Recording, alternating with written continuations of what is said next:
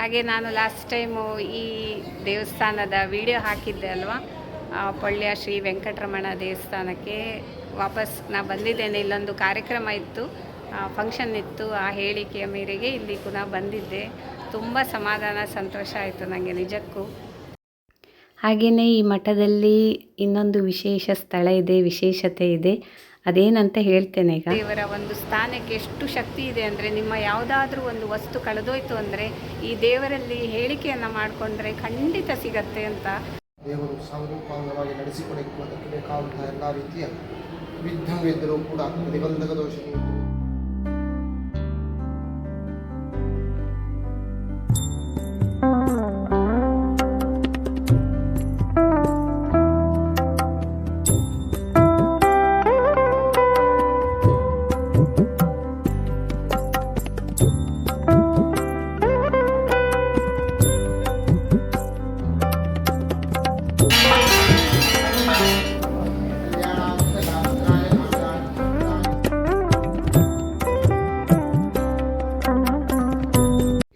ನಮಸ್ಕಾರ ಎಲ್ರಿಗೂ. ಎಲ್ಲರೂ ಹೇಗಿದ್ದೀರಾ? ನಾನಿವತ್ತು ಪುತ್ತೂರಿಗೆ ಹೋಗ್ತಾ ಇದ್ದೇನೆ. ಅದರಲ್ಲೂ ವಿಶೇಷವಾಗಿ ಪುತ್ತೂರು ಕಬಕ ಗ್ರಾಮದ ಸಮೀಪ ಪೊಳ್ಳ್ಯ ಅನ್ನುವ ಜಾಗಕ್ಕೆ ಹೋಗ್ತಾ ಇದ್ದೇನೆ. ಅಲ್ಲಿ ಏನಿದೆ ಅಂತ ನಿಮಗೆ ಗೊತ್ತಾಗಿರಬೇಕಲ್ವ. ಲಾಸ್ಟ್ ಟೈಮ್ ನಾನು ವಿಡಿಯೋ ಹಾಕಿದ್ದೆ. ಪುತ್ತೂರು ಸಮೀಪ ಕಬಕ ಗ್ರಾಮದಲ್ಲಿ ಪೊಳ್ಳ್ಯ ಅನ್ನುವ ಜಾಗದಲ್ಲಿ ಶ್ರೀ ಲಕ್ಷ್ಮೀ ವೆಂಕಟರಮಣ ಮಠ ಇದೆ. ತುಂಬಾ ಚೆನ್ನಾಗಿದೆ, ತುಂಬಾ ವಿಶಿಷ್ಟವಾದ, ವಿಶೇಷವಾದ ಒಂದು ಶಕ್ತಿಯುತವಾದ ಮಠ ಅಥವಾ ದೇವಸ್ಥಾನ ಅನ್ಬೋದು. ಹೋಗ್ತಾ ಹೋಗ್ತಾ ಇದ್ದಂಗೆ ಗೊತ್ತಾಗುತ್ತೆ, ಈ ಸುಂದರವಾದ ಪ್ರಕೃತಿಯ ಹಸಿರು ಹಸಿರು ಒಂದು ನಿಸರ್ಗದ ಮಡಿಲಲ್ಲಿ ಆ ಮಠ ಇದೆ ಅಂದಮೇಲೆ ಅದು ಕೂಡ ಎಷ್ಟು ಚೆನ್ನಾಗಿರ್ಬೋದಲ್ವ. ತುಂಬಾ ಶಾಂತಿ, ಸಮಾಧಾನ ಈಗ ಹೋಗ್ತಾ ಇರುವಾಗಲೇ ಸಿಗ್ತಾ ಹೋಗುತ್ತೆ ನಮಗೆ. ಅಷ್ಟು ಖುಷಿಯಾಗತ್ತೆ ಪ್ರಕೃತಿಯ ಸೊಬಗನ್ನು ಸವಿತಾ. ನೀವು ಕೂಡ ಬನ್ನಿ.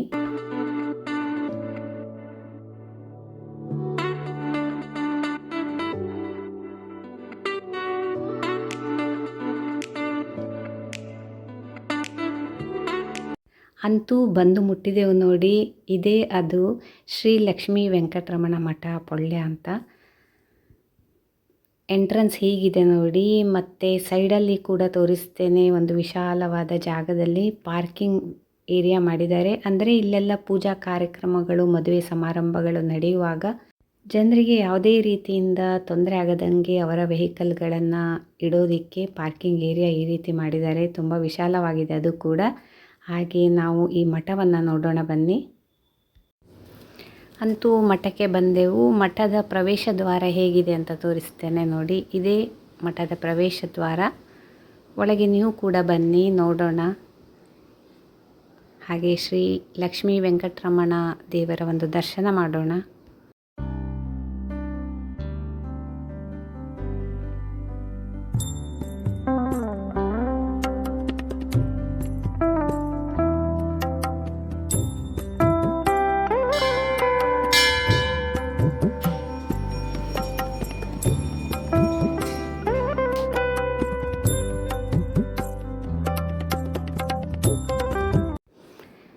ಈಗ ಮಹಾಪೂಜೆಯ ಸಮಯ.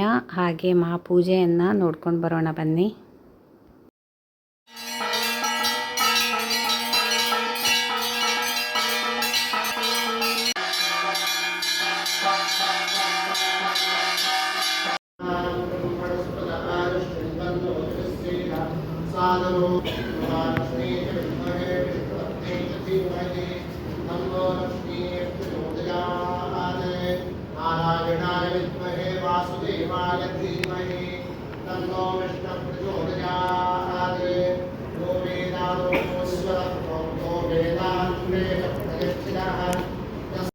ಹಾಗೆಯೇ ಮಹಾಪೂಜೆ ಮುಗಿತು. ಭಕ್ತಾದಿಗಳೆಲ್ಲ ತೀರ್ಥ ಪ್ರಸಾದವನ್ನು ಸ್ವೀಕರಿಸ್ತಾ ಇದ್ದಾರೆ.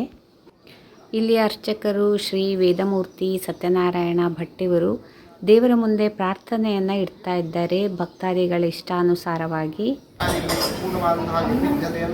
ಹಾಗೆ ಅವಿಚ್ಛಿನ್ನವಾದಂತಹ ಆರೋಗ್ಯವನ್ನು ಗಮನಿಸಿ ಲಕ್ಷ್ಮೀ ನಿವಾರಣೆಯಾಗಿ ಸ್ಥಿರ ಲಕ್ಷ್ಮೀ ಪ್ರಾಪ್ತಿ ದ್ವಾರ ಪ್ರಜಾಂತ ಸಂಪತ್ತಿಯನ್ನು ಗ್ರಹಿಸಿಕೊಳ್ಳಬೇಕು. ಹಾಗೆ ಭವಿಷ್ಯದಲ್ಲಿ ಆರೋಗ್ಯಭರಿತವಾದಂತಹ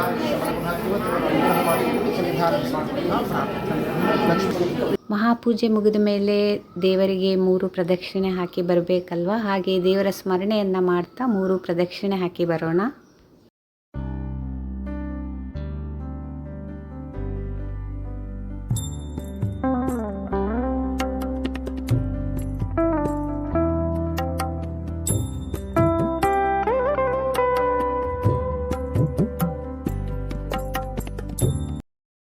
ಹಾಗೆಯೇ ಪ್ರದಕ್ಷಿಣೆ ಹಾಕ್ತಾ ಹಾಕ್ತಾ ಇಲ್ಲಿನ ದೇವತೆಗಳಿಗೆ ಮತ್ತು ನಾಗದೇವರಿಗೆ ಜೀವನದಲ್ಲಿ ಬರೋ ಕಷ್ಟಗಳಿಗೆ ಎದುರಿಸೋ ಶಕ್ತಿಯನ್ನು ಕೊಡು, ಆರೋಗ್ಯ ಕೊಡು ಅಂತ ಬೇಡ್ಕೊಂಡೆ.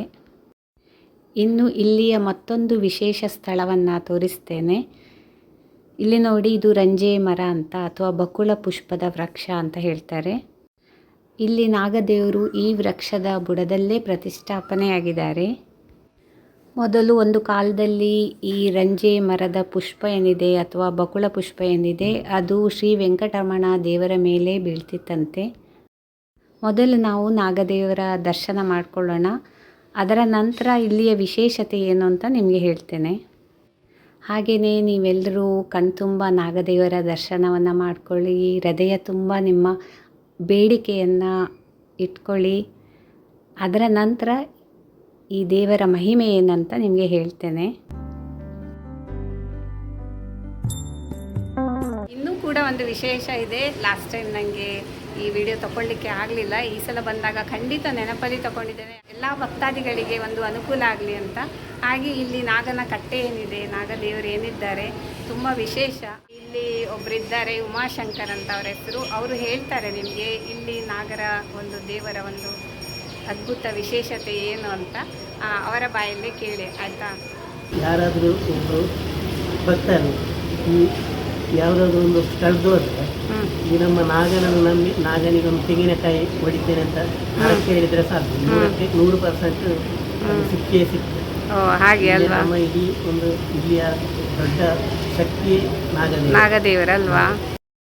ಉಮಾಶಂಕರ್ ಅವರು ಹೇಳಿದಂಗೆ ಈ ನಾಗದೇವರ ಒಂದು ಸ್ಥಾನಕ್ಕೆ ಎಷ್ಟು ಶಕ್ತಿ ಇದೆ ಅಂದರೆ, ನಿಮ್ಮ ಯಾವುದಾದ್ರೂ ಒಂದು ವಸ್ತು ಕಳೆದೋಯ್ತು ಅಂದರೆ ಈ ದೇವರಲ್ಲಿ ಹೇಳಿಕೆಯನ್ನು ಮಾಡಿಕೊಂಡ್ರೆ ಖಂಡಿತ ಸಿಗತ್ತೆ ಅಂತ. ಹಾಗೆ ತುಂಬ ಜನರಿಗೆ ಅನುಭವ ಆಗಿದೆ. ಹಾಗೆ ಹಾಗೇನಾದ್ರು ಇದ್ದರೆ ಖಂಡಿತ ಒಮ್ಮೆ ಬನ್ನಿ ಇಲ್ಲಿ. ಹಾಗೆಯೇ ನೋಡಿ, ಅರ್ಚಕರು ಶ್ರೀ ವೇದಮೂರ್ತಿ ಸತ್ಯನಾರಾಯಣ ಭಟ್ಟಿಯವರು ಪೂಜೆಯನ್ನು ಸಲ್ಲಿಸ್ತಾ ಇದ್ದಾರೆ ನಾಗದೇವರಿಗೆ.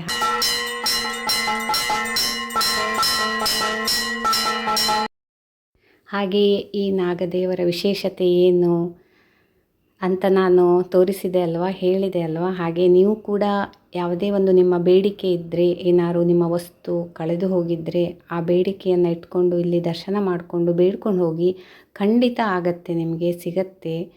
ಹಾಗೆಯೇ ಇದರ ಸುತ್ತಮುತ್ತಲಿನ ಪರಿಸರ ನೋಡಿ, ಅಡಿಕೆ ತೋಟ ಎಷ್ಟು ಚೆನ್ನಾಗಿದೆ ಅಲ್ವಾ. ನಿಸರ್ಗದ ಮಡಿಲಲ್ಲಿ ಈ ಮಠ ಇರೋದು ನಿಜಕ್ಕೂ ಎಷ್ಟು ಖುಷಿ ಅನಿಸುತ್ತೆ ಅಂದರೆ, ಹಳ್ಳಿಯಲ್ಲಿದ್ದವರಿಗೆ ಇದು ಗೊತ್ತೇ ಇರುತ್ತೆ, ಆದರೆ ನಮ್ಮಂಥ ಸಿಟಿಯಲ್ಲಿದ್ದವರಿಗೆ ಇದರ ವ್ಯಾಲ್ಯೂ ಏನು ಅಂತ ಇಲ್ಲಿ ಬಂದಾಗಲೇ ಗೊತ್ತಾಗೋದು.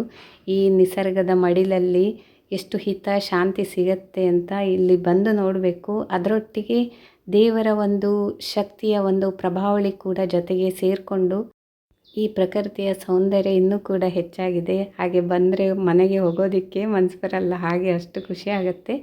ಹಾಗೆ ಇಲ್ಲಿಯ ನಾಗದೇವರ ವಿಶಿಷ್ಟ ಒಂದು ವಿಶೇಷತೆ ಏನು ಅಂತ ಕಂಡ್ಕೊಂಡ್ರಲ್ವ. ಹಾಗೆಯೇ ದೇವಸ್ಥಾನದ ಸುತ್ತಮುತ್ತಲಿನ ಒಂದು ಪ್ರಾಂಗಣ ತೋರಿಸ್ತೇನೆ ನೋಡಿ, ಎಷ್ಟು ವಿಶಾಲವಾಗಿದೆ. 2-3 ಮದುವೆಗಳನ್ನು ಕೂಡ ಮಾಡ್ಬೋದು, ಅಷ್ಟು ದೊಡ್ಡ ಜಾಗವನ್ನು, ವಿಶಾಲವಾದ ಜಾಗವನ್ನು ಹೊಂದಿದೆ. ಮತ್ತು ಸುತ್ತಮುತ್ತಲಿನ ಒಂದು ಪರಿಸರ ನೋಡಿ, ಆ ಸೈಡು ಒಂದು ರೀತಿ ಆದರೆ ಈ ಸೈಡು ಇನ್ನೊಂದು ರೀತಿ, ಗದ್ದೆ ಎಲ್ಲ ಇದೆ, ತುಂಬಾ ಚೆನ್ನಾಗಿದೆ.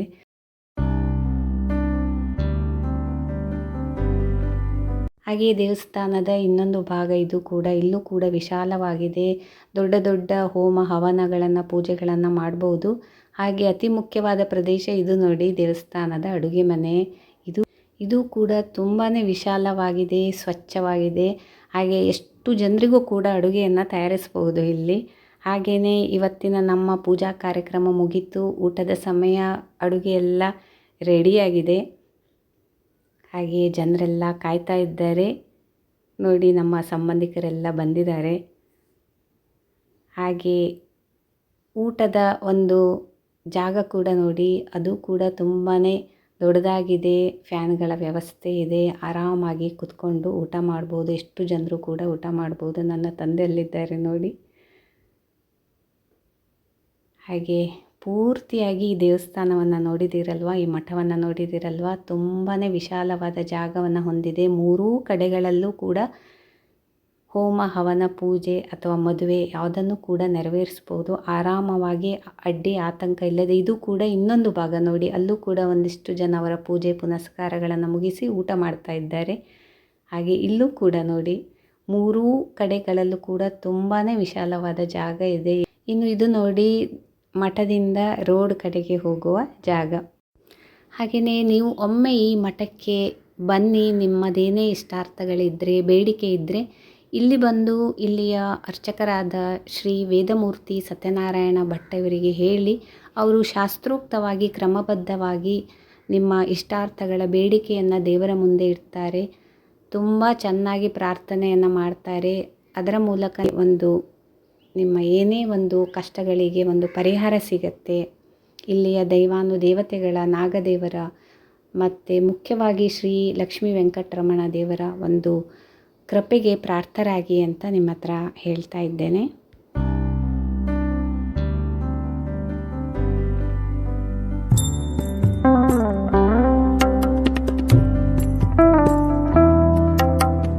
ಮನಸ್ಸಿನ ಇಷ್ಟಾರ್ಥಗಳನ್ನು ನೆರವೇರಿಸುವಂಥ ತುಂಬ ಶಕ್ತಿಯುತವಾದ ಒಂದು ಸ್ಥಳ. ಇಲ್ಲಿ ಎಷ್ಟು ಸಕಾರಾತ್ಮಕವಾದ ಅಂದರೆ ಪಾಸಿಟಿವ್ ವೈಬ್ಸ್ ಇದೆ ಅಂದರೆ ತುಂಬ ಪುರಾತನ ಕಾಲದಿಂದ ಇದ್ದ ದೇವಸ್ಥಾನ ಇದು. ವಿಶೇಷ ಏನಂದರೆ, ಲಾಸ್ಟ್ ಟೈಮ್ ನಾನೆಲ್ಲ ತೋರಿಸಿದೆ ಈ ದೇವಸ್ಥಾನದಲ್ಲಿ ಎಷ್ಟು ಸಾಲಿಗ್ರಾಮ ಇದೆ, ಎಷ್ಟು ದೇವರು, ಪುರಾತನ ಕಾಲದಿಂದ ಈ ದೇವಸ್ಥಾನ ಹೇಗೆ ನಡ್ಕೊಂಡು ಬಂದಿದೆ ಎಲ್ಲ ಅರ್ಚಕರು ಸತ್ಯನಾರಾಯಣ ಭಟ್ರು ಹೇಳಿದ್ದಾರೆ. ಹಾಗಾಗಿ ಇಲ್ಲಿ ಆಟೋಮೆಟಿಕಲಿ ತುಂಬ ಒಂದು ಶಕ್ತಿಯುತವಾದ ಸ್ಥಳ ಆಗಿರುತ್ತೆ ಇದು. ಹಾಗಾಗಿ ಒಮ್ಮೆ ಭೇಟಿ ಕೊಡಿ, ಒಮ್ಮೆ ಬನ್ನಿ, ಸ್ವಲ್ಪ ಹೊತ್ತು ಪೂಜೆಯನ್ನು ನೋಡಿಕೊಂಡು ಕೂತ್ಕೊಂಡು ಹೋಗಿ. ಆಗ ನೀವು ಹೇಳ್ತೀರಾ ಎಷ್ಟು ಸಮಾಧಾನ, ಶಾಂತಿ ಸಿಗುತ್ತೆ ಅಂತ. ನಮ್ಮಲ್ಲಿಂದ ತುಂಬ ದೂರ ಆಗುತ್ತೆ, ಆದರೂ ಕೂಡ ಬರ್ತಾ ಇರಬೇಕು, ಇಲ್ಲಿ ಕೂತ್ಕೋಬೇಕು ಅನ್ನೋ ಒಂದು ಮನಸ್ಥಿತಿ ಬರುತ್ತೆ. ಅಷ್ಟು ಸಮಾಧಾನ, ಸಂತೋಷ ಸಿಗುತ್ತೆ. ಇನ್ನು ಈ ಮಠದ ಗೂಗಲ್ ಮ್ಯಾಪನ್ನು ಇಲ್ಲಿ ಇಡ್ತಾ ಇದ್ದೇನೆ. ಯಾರೆಲ್ಲ ಹೊಸಬರಿದ್ದೀರಾ ಈ ಗೂಗಲ್ ಮ್ಯಾಪ್ ನೋಡಿಕೊಂಡು ಬರ್ಬೋದು. ಈ ಮಠ ಬರೋದು ಪುತ್ತೂರು ತಾಲೂಕು ಕಬಕ ಗ್ರಾಮದ ಪೊಳ್ಳೆ ಅನ್ನುವ ಜಾಗದಲ್ಲಿ ಬರುತ್ತೆ. ಖಂಡಿತ ಒಮ್ಮೆ ಬನ್ನಿ. ನೀವು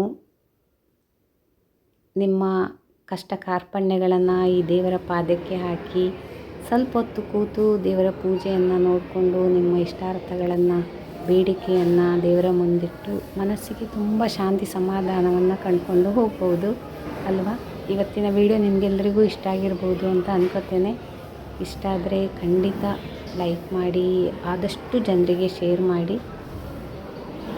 ಹಾಗೆ ಭಕ್ತಾದಿಗಳು ಇಲ್ಲಿ ಬರಲಿ, ಸುಖ ಶಾಂತಿ ನೆಮ್ಮದಿಯನ್ನು ಕಂಡುಕೊಳ್ಳಿ ಅನ್ನೋದೇ ನನ್ನ ಆಸೆ. ಹಾಗೆ ಇನ್ನೊಂದು ಒಳ್ಳೆ ವಿಡಿಯೋದೊಂದಿಗೆ ಮತ್ತೆ ಸಿಗ್ತೇನೆ. ನಮಸ್ಕಾರಗಳು.